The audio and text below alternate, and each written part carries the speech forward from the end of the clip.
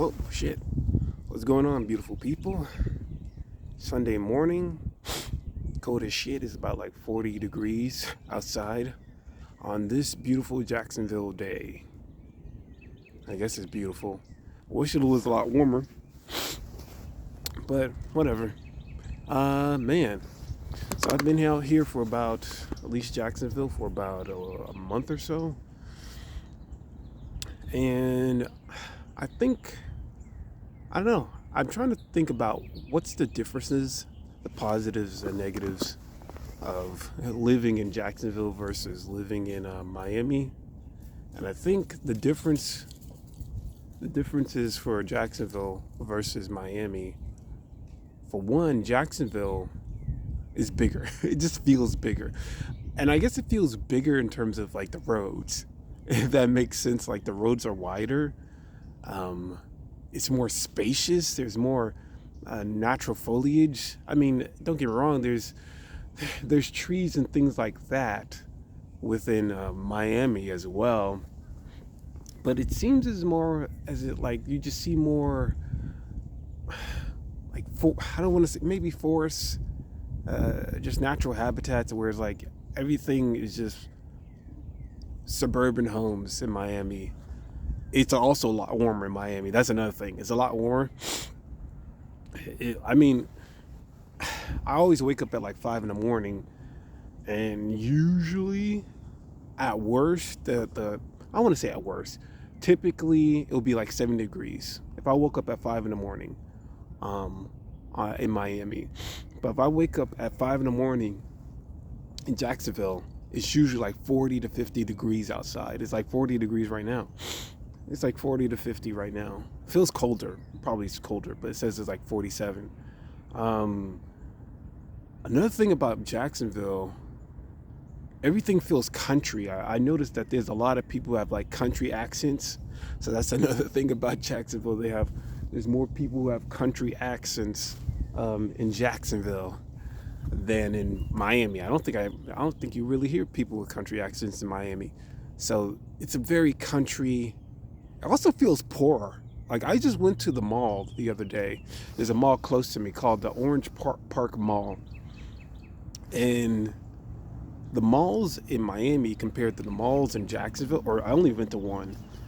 They are less. They have more small business outlets. Like there's less name brand stores. In Miami, you might find like a Gucci store, a Louis store, or a Louis Vuitton store. You might find Saks Fifth Avenue, a Macy's. What else would you typically find in? You'll find well, there is an AMC theater in Jacksonville, but within GameStop, you have even within food courts, you'll have a lot of recognizable brands in food courts. Whereas in Jacksonville, when I went to the Orange Park Mall, like it was just like no name, or this is the first time ever hearing this name of a business, and everything was like small. Even the people, the amount of people that are in the mall were like there had to have been less than 100 people in the mall. Whereas if I went to like Aventura Mall, which is like the biggest mall, it's actually one of the biggest malls in the United States. I don't know what place it's in. I think it's like in the top 25 biggest malls. If I went at 10 a.m. to 11 a.m., there's gonna be like 200, 300 people. You know, so there's that. But yeah, it feels like a big country poor place. I don't want to like. I don't want to brand it that way, but it feels like, yeah, a lot of stuff feels very country, and it's not it's not flashy. Like you'll see a lot, like sometimes when you go to Miami, you'll see a lot of flashy ass foreign sports cars and stuff like that. Here you'll see like a lot of F-150 pickup trucks and shit. You'll just see a lot of don't and there's pickup trucks in Miami too, but you see more sports cars and all this other type of goofy shit in Miami compared to Jacksonville. There's just more pickup trucks than than sports cars, which I'm not really complaining. I don't really give a shit. Because the thing is, one of the things is like if it ever becomes Miami gets too expensive and all these like flashy sport cars guys come over here, oh man, that's gonna ruin. That's gonna, increase the price up for like rent and stuff. But now into body odor, I guess, or just my condition in general. So I'm really dialed in and trying to get so many doctors, land so many appointments as much as possible. Right now, I have scheduled 3 endocrinologists, 2 allergists, and 1 dermatologist. But they're all out in like May and June and stuff. That's the funny thing about it. Like, when you try to set up an appointment, it's like it's always going to be 2 to 3 months out. So I called them in somewhere within January. I'm not January. It's called them somewhere within March or the end of February, and now it's like I have to wait till May or June to actually, or even July. I think I have one scheduled in July to actually see them, which is annoying. But yeah, I'm really dialed in. I'm really focused on trying to get as many specialists to look into this thing as possible, because I just cannot die. I can't live for the rest of my life with this condition. I'm worried and not really have an answer to why this is happening. I already have a pretty much a good understanding of it. A lot of people think it has something to do with SIBO.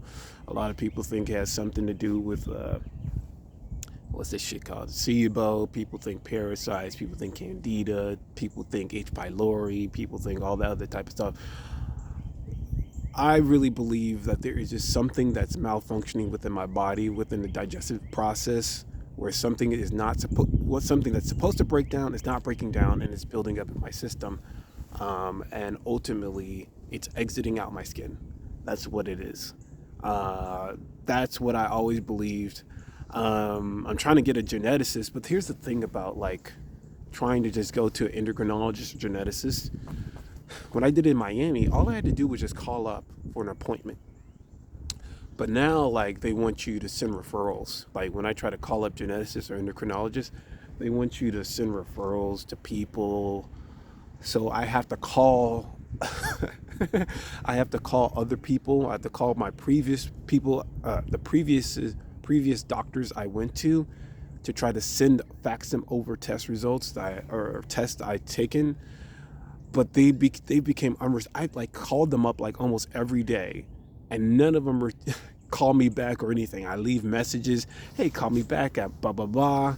They never call my ass back. So that's one of the frustrating things about it, is like it's stalling a lot of things that I want to get done. I want to get as many endocrinologist appointments set, which there's only 2 in my network, and I want to get as many. I want to get as many geneticists done, which are only 2 in my network, and I want to get as many endocrinologists done, which are only, well, there's actually a lot of endocrinologists within Jacksonville that's under my plan. But yeah, and I'm also want to apply to one of these undiagnosed diseases programs. UDN is the biggest one, but there's other ones that I saw within the guard agent provided within my email. So I will at least want to see if I can get into one of those. And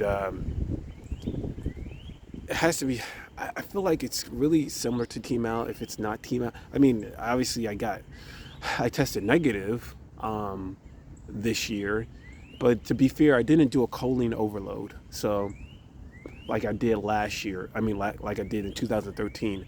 So there still might be a possibility it's T-Mal. I don't know. Overall, I just need an answer.